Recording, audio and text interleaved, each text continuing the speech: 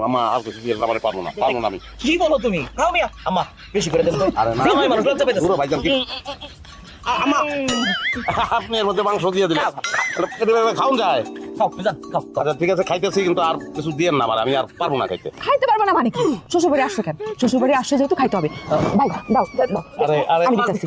এই আচ্ছা আমি মাছ দিতেছি। আরে আমি কি রাখ আরে খাও যান ভাইজান এটা কি কোনো মানুষের পক্ষে সম্ভব হবে?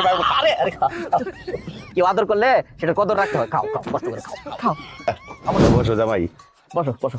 নাস্তা খাও ফল দিয়ে নাস্তা। আমরা বংশীয় মানুষ তো এই কারণে সকালে ফল ফ্রুট আর ডিম সিদ্ধ দিয়ে শুরু করি আর কি। আবার ঠিক কইছি না?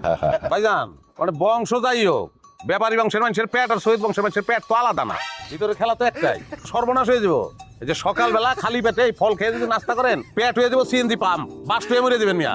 এই খাওয়ার সময় ডাক্তারি বিদ্যা না ফলাইলে হয় না। আব্বা আমি এই নাস্তাটা করবো না, আমি আমার পেটটারে ভালোবাসি।